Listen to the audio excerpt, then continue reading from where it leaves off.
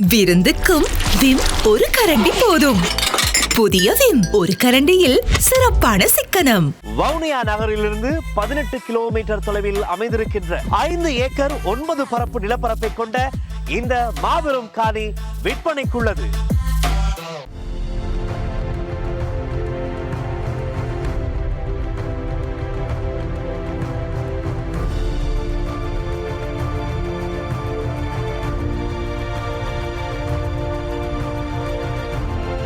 வணக்கம். ஐபிசி தமிழின் செய்தி வீச்சு உங்களை வரவேற்றுக் கொள்கிறது. இன்றைய செய்தி வீச்சிலும் இலங்கை மற்றும் உலக நிலவரங்கள் காத்திருக்கின்றன. முதலில் இலங்கை தீவு பக்கம் பார்வையை திருப்பலாம். ஸ்ரீலங்காவின் ஆட்சி தரப்பில் உள்ள ஜேவிபி மேற்பார்த்த தேசிய மக்கள் சக்தியை பொறுத்தவரை, ஒருவேளை தமது ஆட்சியில் ஒரு தோல்வி நிலை உருவாகி கொண்டால் அந்த தோல்வி நிலையை தனக்குரிய ஒரு முக்கியமான முதலீடாக்கி மீண்டும் ஸ்ரீலங்காவின் அரசியலில் முன்னகரக்கூடிய ஒரு திட்டத்தை கொண்டுள்ள ரணில் விக்ரமசிங்கவை அவரது கனவு மெய்ப்படாத வகையில் அவரை ஒரு மூலையில் இருத்தி வைக்க தலைப்படும் ஒரு கருவியாக பட்டளந்த ஆணைக்குழுவின் அறிக்கை என்ற விடயத்தை பிடித்து விட்டது போல தெரிகிறது.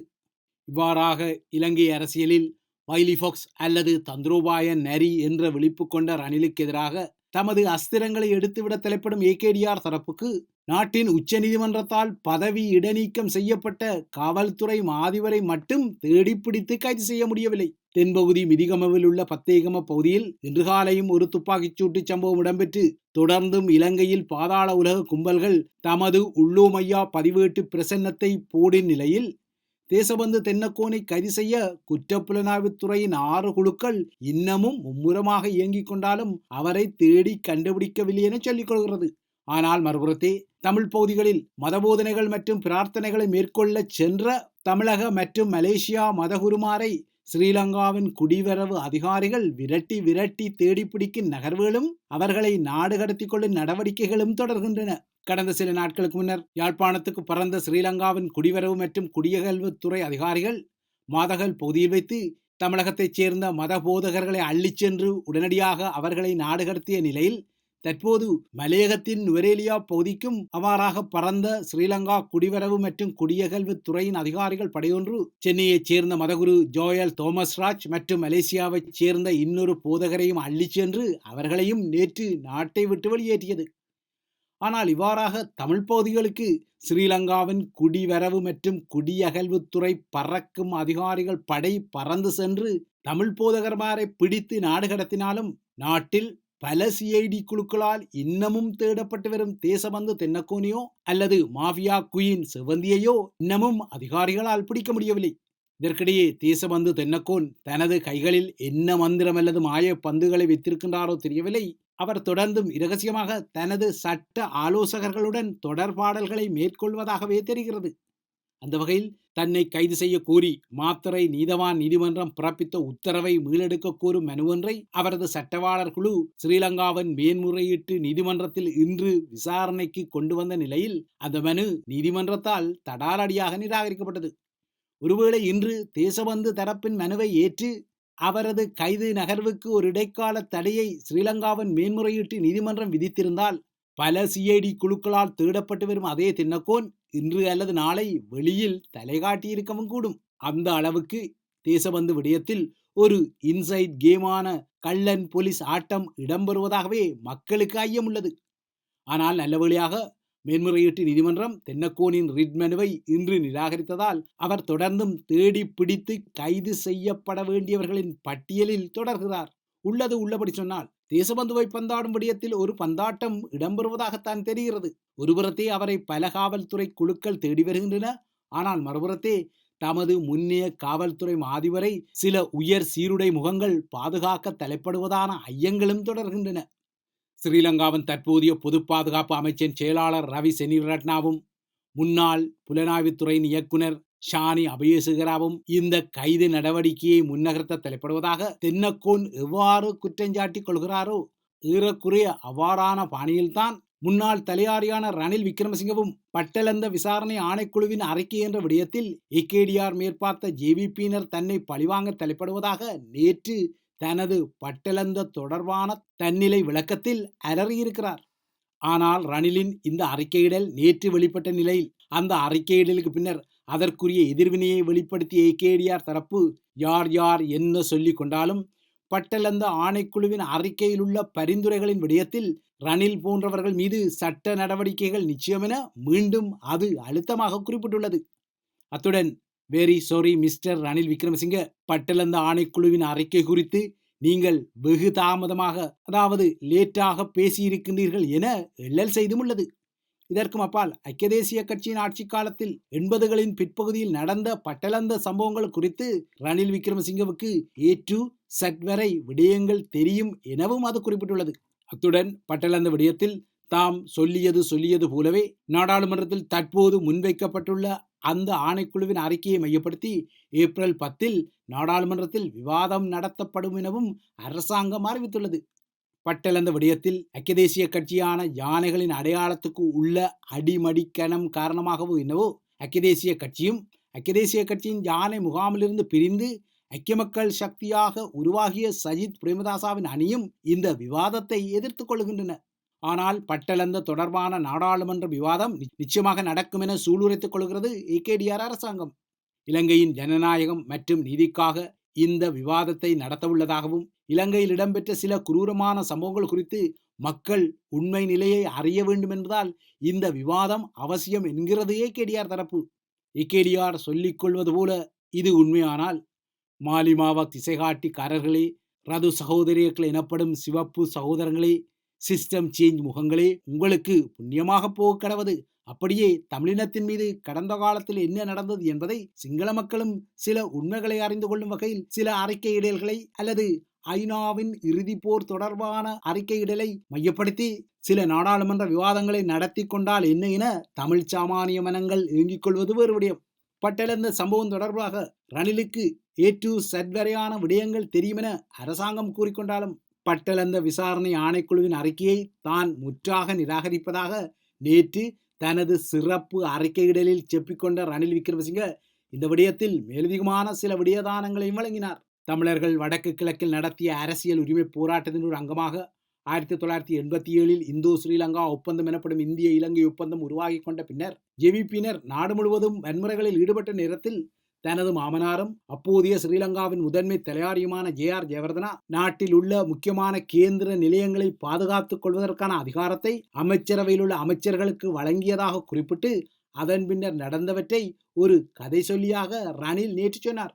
JR வழங்கிய அந்த அதிகாரத்தின் அடிப்படையில் கேந்திர முக்கியத்துவம் வாய்ந்த இடங்களை பாதுகாக்கவென இராணுவம் அழைக்கப்பட்டதாகவும் அவ்வாறாக அழைக்கப்பட்ட இராணுவம் மற்றும் காவல்துறையினர் தங்கியிருப்பதற்காக இலங்கை உரக்கூட்டு தாபனத்துக்கு சொந்தமாக இருந்த சில கைவிடப்பட்ட கட்டிடங்களும் வீடுகளும் சீருடை தரப்புக்கு வழங்கப்பட்டதாகவும் ரணில் குறிப்பிட்டார். அந்த வகையில் பியகம எண்ணெய் சுத்திகரிப்பு நிலையம், டீசல் மின் உற்பத்தி நிலையம், மகாவலியிலிருந்து கொழும்புக்கு மின்சாரத்தை விநியோகிக்கும் மத்திய நிலையங்கள், வர்த்தக வலயங்கள், பொருளாதார மத்திய நிலையங்கள் ஆகியவற்றுக்கு படைய பாதுகாப்பு வழங்கப்பட்டதாகவும் அன்றைய நாட்களில் சப்புகஸ்கந்த காவல் நிலையத்தின் மீது தாக்குதல் நடத்திய ஜேவிபியினர் அந்த நிலையத்தின் பொறுப்பதிகாரியை படுகொலை செய்த பின்னர் அப்போது ஸ்ரீலங்காவின் பாதுகாப்பு பிரதி அமைச்சராக இருந்த ரஞ்சன் விஜயரத்னா தன்னுடன் தொடர்பு கொண்டு இராணுவம் மற்றும் காவல்துறை அதிகாரிகளின் பாதுகாப்புக்காக தனது அமைச்சின் கீழுள்ள வீட்டு தொகுதிகளில் வெற்றிடமாக உள்ள வீடுகளை வழங்குமாறு கோரியதாகவும் அதன் அடிப்படையில் ஒரு வீடு களனி போலீஸ் அதிகாரி நளின் தெல்கொடவுக்கு வழங்குவதற்கு நடவடிக்கை எடுக்கப்பட்டதாகவும் ரணில் நேற்று சொன்னார். இவ்வாறாக சில பாதுகாப்பு நகர்வுகள் எடுக்கப்பட்ட போதிலும் மாகாண சபை உறுப்பினர்கள், கூட்டுறவு சங்க தலைவர்கள், காவல்துறை அதிகாரிகள் பலரும் ஜேவிபியால் படுகொலை செய்யப்பட்டதாகவும் மாகாண சபை உறுப்பினர்களின் வீடுகளின் மீது தாக்குதல்கள் நடத்தப்பட்டதாகவும் ரணிலின் அறிக்கையிடலில் கூறப்பட்டது. இவ்வாறான சம்பவங்கள் இடம்பெற்ற பின்னர்தான் பட்டலந்த பிரதேசத்தில் வதை முகாம் ஒன்று இருந்ததாக கூறி 94 அப்போது முதன்மை தலையாரியாக இருந்த சந்திரிகா பண்டாரநாயக்கா குமாரதுங்க ஒரு ஆணைக்குழுவை நியமித்ததாகவும் அவ்வாறாக நியமிக்கப்பட்ட ஆணைக்குழுவின் முன்னிலையில் தோன்ற பல நபர்கள் அழைக்கப்பட்டதாகவும் அவ்வாறு அழைக்கப்பட்ட ஒரு சாட்சியாளராக மட்டும் தான் இருந்ததாகவும் ரணில் கூறினார். அதாவது ஆணைக்குழு குற்றஞ்சாட்டியவர்களாக அல்லாமல் தனது விசாரணைகளுக்குரிய ஒரு சாட்சியாக மட்டுமே தன்னை அழைத்ததாக ரணில் வாதம் செய்கிறார். அவ்வாறாக ஒரு சாட்சியாக அழைக்கப்பட்ட தன்னை இப்போது ஏகேடிஆரின் அரசாங்கம் பட்டலந்த வதைமுகாம் தன்னால் தான் நடத்தப்பட்டதான ஒரு பிம்பத்தை உருவாக்க தலைப்படுவதாகவும் இது தன் மீது அரசியல் ரீதியில் சேறுபூசும் அனுர தரப்பின் ஒரு நடவடிக்கையின் அங்கம் எனவும் ரணில் குற்றம் சாட்டிக் கொண்டார். பட்டலந்த தொடர்பாக நியமிக்கப்பட்ட ஆணைக்குழுவானது தனது அறிக்கையிடலில் அமைச்சர் என்ற வகையில் ரணில் விக்ரமசிங்கே எடுத்த நகர்வை விமர்சித்துள்ளது. ரணில் காவல்துறையின் கண்காணிப்பாளர் ஊடாக காவல்துறை அதிகாரிகளுக்கு வீடுகளை வழங்கியமை தவறு என்றும், அவ்வாறாக அவர் வீடுகளை வழங்க வேண்டுமென்றால் அவற்றை ஸ்ரீலங்காவின் காவல்துறை மாதிபரிடம்தான் ஒப்படைத்து அவர்கள் மூலமாகவே சம்பந்தப்பட்ட அதிகாரிகளிடம் அந்த வதிவிடங்களை ஒப்படைப்பதே சரியான முறையாக இருக்க வேண்டும் எனவும் பட்டலந்த ஆணைக்குழுவின் பரிந்துரைகளில் கூறப்பட்டது.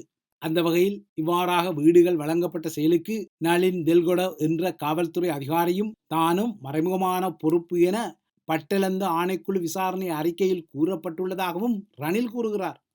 இந்த காரணத்தை விட ஆணைக்குழுவின் அறிக்கையில் குறிப்பிடப்பட்ட வேறு எந்த காரணங்களும் தனக்கு பொருந்தாது எனவும், இந்த பட்டலந்த ஆணைக்குழு அறிக்கையிடலில் ஜேவிபியினர் 1988 ஆண்டு முதல் 90 ஆண்டு வரையான காலப்பகுதியில் செய்த பல பயங்கரவாத செயற்பாடுகள் சுட்டிக்காட்டப்பட்டுள்ளதை தற்போதைய ஜேவிபி உள்ளுடன் அரசாங்கம் மறக்கக்கூடாது எனவும் குத்திக்காட்டினார். ஆணைக்குழுவின் அறிக்கையின் 3ஆம் அத்தியாயம் ஜேவிபியினர் அன்றைய காலகட்டத்தில் செய்த கொடூரமான பயங்கரவாத செயல்களை பற்றி விரிவாக குறிப்பிடுவதாகவும் ரணில் நேற்று சொன்னார். அத்துடன் பட்டலந்த ஆணைக்குழுவின் அறிக்கையை மறைத்ததாக யாரும் குற்றஞ்சாட்டிக் கொள்ள முடியாது எனவும், சந்திரிகா அரசாங்கத்தில் பங்கெடுத்த ஜேவிபி முகங்கள் கூட, அதாவது அன்றைய அமைச்சரவையில் பங்கெடுத்த அனுரகுமார திசாநாயக்காவும் கூட இந்த விடயத்தில் ஏன் அன்று நாடாளுமன்றத்தில் விவாதம் நடத்துமாறு கோரவில்லை எனவும், பட்டலந்த ஆணைக்குழு அறிக்கையை நாடாளுமன்றத்தில் முன்வைக்க ஏன் நகர்வுகளை எடுக்கவில்லை எனவும் ரணில் தொழில்நுட்ப ரீதியாக சில தர்க்கமான வினாக்களையும் எழுப்பினார்.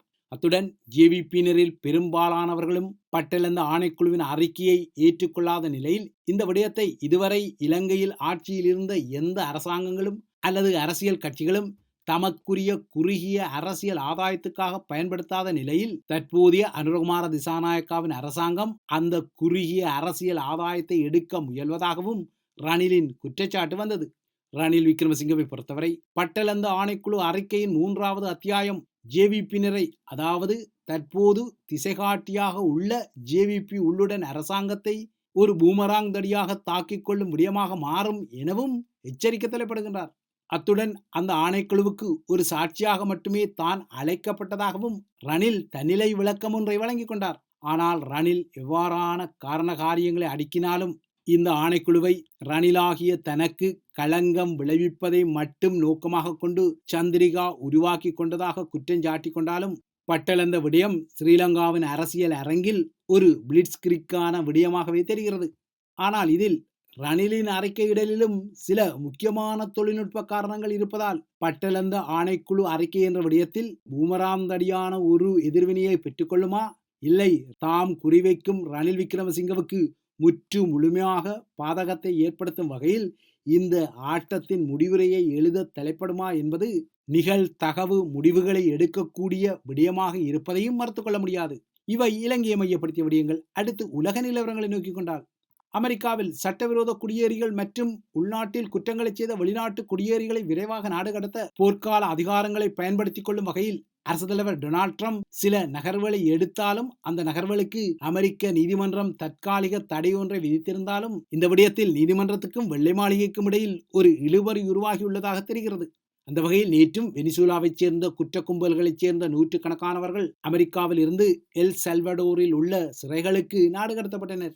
நீதிமன்ற தீர்ப்பு இவ்வாறான நாடு கடத்தல் நடவடிக்கைகளை இடைநிறுத்திய போதிலும், நாடு கடத்தப்பட்டவர்கள் ஏற்றிய விமானங்கள் அமெரிக்காவிற்கு திரும்ப வேண்டும் என்ற உத்தரவை பிறப்பித்த போதிலும், ட்ரம்ப் நிர்வாகம் 1798 ஆண்டின் வெளிநாட்டு எதிரிகள் சட்டத்தை செயல்படுத்த முனைப்பு கொண்டுள்ளது. அமெரிக்கா இன்னொரு நாட்டுடன் போரில் ஈடுபடாமல் அல்லது இன்னொரு வெளிநாடு அமெரிக்கா மீது படையெடுக்காமல் இந்த சட்ட விதிகளை பயன்படுத்த முடியாது என நீதிமன்றம் வெள்ளை மாளிகைக்கு அறிவுறுத்தி இருந்தாலும், நீதிமன்ற உத்தரவு பிறப்பிக்கப்படுவதற்கு முன்னர் அமெரிக்காவை விட்டு சட்டவிரோத குடியேறிகளுடன் பறந்த விமானங்களை மீண்டும் அமெரிக்காவுக்கு திருப்பி வருமாறு கோர நீதிமன்றத்துக்கு அதிகாரம் இல்லை எனவும் வெள்ளை மாளிகை கூறுகிறது. இந்த நிலையில் 100கணக்கான வன்முறை குற்றவாளிகள் அமெரிக்காவிலிருந்து வெளியேற்றப்பட்டதாக அமெரிக்க வெளியுறவு அமைச்சர் மார்க்கோ ரூபியோ நேற்று கூறினார். இறுதியாக பிரித்தானிய நிலவரங்களை நோக்கிக் கொண்டால், பிரித்தானியாவில் சோஷியல் பெனிஃபிட் எனப்படும் நலன்புரி உதவிகளில் இறுக்கங்களை கொண்டு வரும் வகையில் அரசாங்கம் மாற்றங்களை அறிவிக்க தயாராகி வருவதால் பிரதமர் சர் கேர் ஸ்டாமர் அரசாங்கத்தின் மீதான அதிருப்தி நிலை உயர்ந்து வருகிறது. நாளை செவ்வாய்க்கிழமை இந்த சீர்திருத்தத்துக்கான திட்டங்களை பகிரங்கப்படுத்த அமைச்சர் தயாராகி வரும் நிலையில் புதிய மாற்றங்களில் ஒன்றாக தற்போது பெனிஃபிட் எனப்படும் சமூக உதவியை பெறுபவர்களில் அதிகமானோரை மீண்டும் வேலைக்கு திருப்பச் செய்யும் அழுத்தங்கள் உருவாகிக் கொள்ளும் வகையில் புதிய விதிகள் வர உள்ளன. தற்போது உண்மையில் பணிகளுக்கு செல்லக்கூடிய பலர் இந்த சமூக உதவிகளை பெற்றுக்கொண்டு பணிகளுக்கு அதாவது வேலைகளுக்கு செல்வதற்கு விரும்பாத நிலையில் அவ்வாறானவர்களை மீண்டும் வேலைகளுக்கு திருப்பும் வகையில் புதிய விதிகள் வரவுள்ளதாகவும் அரசாங்கம் கூறுகின்றது. ஆனால் உண்மையில் நலன்புரி உதவிகள் தேவைப்படுபவர்களுக்கும் இறுக்கத்தை கொண்டு வரும் வகையில் அரசாங்கம் சில நகர்வுகளை எடுப்பதாகவும் இதன் விளைவுகள் குறித்து அரசாங்கம் உண்மையில் சிந்தித்துக் கொள்ள வேண்டும் எனவும் ஆளுந்தரப்பு உறுப்பினர்கள் தற்போது விரக்தி நிலையை வெளிப்படுத்த தலைப்படுகின்றனர். தொழிற்கட்சியை பொறுத்தவரை கட்சியிலும் இந்த விடயத்தில் கடுமையான எதிர்ப்புகள் வலுவடைந்து வருவதால் ஏற்கனவே திட்டமிட்ட சில நடவடிக்கைகளிலிருந்து பின்வாங்கிக் கொள்வது குறித்து இல்லையென்றால் அவ்வாறான திட்டங்களை கைவிடுவது குறித்து அரசாங்கம் ஆலோசித்து வருவதாகவும் கூறப்படுகின்றது. எனினும் வேலை செய்யக்கூடிய நிலையில் உள்ளவர்கள் அவ்வாறாக வேலைகளுக்கு செல்லாமல் பெனிஃபிட் எனப்படும் சமூக உதவியில் தமது வாழ்க்கையை நடத்தும் நிலையை மாற்ற நிச்சயமாக அனைத்து தொழிற்கட்சி நாடாளுமன்ற உறுப்பினர்களும் ஒன்றுபட்டு நிற்பதாகவும் அரசாங்கம் கூறிக்கொள்கிறது. இவைதான் ஐபிசி தமிழின் செய்தி வீச்சு. தொடர்ந்தும் ஐபிசி தமிழுடன் இணைந்திருங்கள்.